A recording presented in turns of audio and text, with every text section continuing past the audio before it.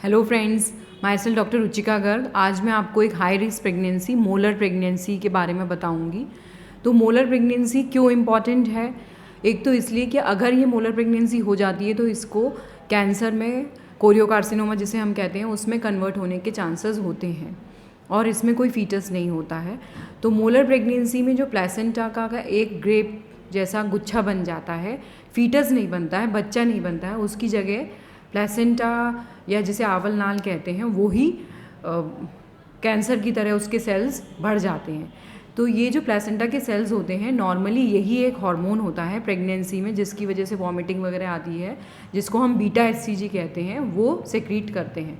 तो ऐसे केसेस में बीटा एचसीजी का लेवल बहुत हाई होता है। तो पहली बात तो मोलर प्रेगनेंसी कैसे बनती है, इसमें एक जेनेटिक लेवल पे डिफेक्ट होता है, ओवा नहीं होता है। तो बेसिकली पेशेंट को अर्ली मंथ्स ऑफ प्रेगनेंसी में ही ब्लीडिंग हो जाएगी। कुछ मंथ्स मिस्ड पीरियड के बाद ब्लीडिंग हो सकती है या ब्राउन डिस्चार्ज टाइप आ सकता है या फिर ग्रेप जैसे, अंगूर के गुच्छे जैसे वो वेसिकल्स पास करेगी और उसके साथ काफ़ी सीवियर ब्लीडिंग भी हो सकती है। इसमें क्योंकि फीटस नहीं है तो इसमें यूट्रस का साइज़ जो है वो काफ़ी बड़ा होगा एज़ कम्पेयर टू जितने मंथ्स उसके मिस हुए हैं। जैसे कि अगर 2 मंथ्स के पीरियड्स वो मिस बता रही है तो हो सकता है कि उसका 4-5 मंथ्स के बराबर यूट्रस का साइज़ हो। ऐसे पेशेंट्स को एक्सेसिव वॉमिटिंग, बहुत ज़्यादा वॉमिटिंग, उल्टी हो सकती है या उनका हाई ब्लड प्रेशर हो सकता है प्रेगनेंसी के अर्ली मंथ्स में ही, या फिर उनको थायराइड के कुछ सिम्टम्स हो सकते हैं, एक्सेस थायराइड के सिम्टम्स जैसे कि धड़कन तेज़ चलना या बहुत ज़्यादा पसीना आना या घबराहट होना। तो अल्ट्रासाउंड से इसकी डायग्नोसिस बहुत इजीली हो सकती है। अल्ट्रासाउंड में इसमें जो कंप्लीट मोल होता है उसमें 80% केसेस में फीटस नहीं मिलता, बच्चा नहीं मिलता, सिर्फ एक अंगूर का गुच्छा टाइप ही मिलता है।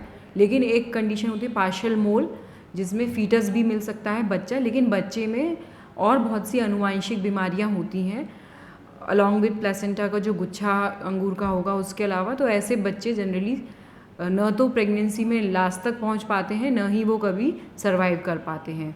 तो इसका ट्रीटमेंट क्या है? इसका ट्रीटमेंट है सक्शन इवैक्यूएशन, जो कि आप एक एक्सपीरियंस गायनाकोलॉजिस्ट से करवाएं और एक अच्छे सेंटर पे करवाएं, क्योंकि इसमें काफ़ी कॉम्प्लिकेशंस हो सकते हैं। लेकिन अच्छे गायनाकोलॉजिस्ट से करवाएंगे तो ऐसी कोई चिंता की बात नहीं है। इसमें जैसे कि मैंने आपको बताया कि प्लेसेंटा बीटा एचसीजी बहुत ज़रूरी है। इसमें लैक्स में बीटा एचसीजी की वैल्यू हो सकती है या नॉर्मल प्रेगनेंसी जो होती है उससे बीटा एचसीजी की वैल्यू काफ़ी हाई हो सकती है। तो इसका फॉलोअप भी बीटा एचसीजी से ही होता है, इसलिए सक्शन इवैक्यूएशन कराने के बाद डॉक्टरी चेकअप बहुत ज़रूरी है 6 मंथ्स तक कम से कम।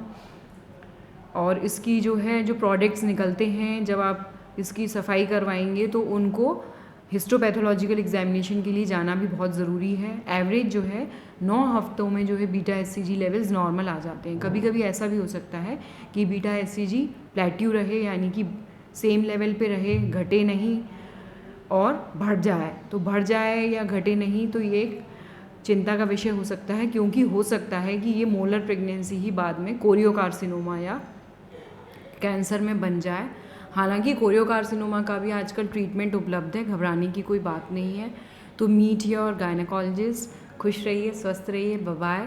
और do like and subscribe to this channel, ताकि आप ये हेल्थ इन्फॉर्मेशन अपने फ्रेंड्स के साथ शेयर कर सकें।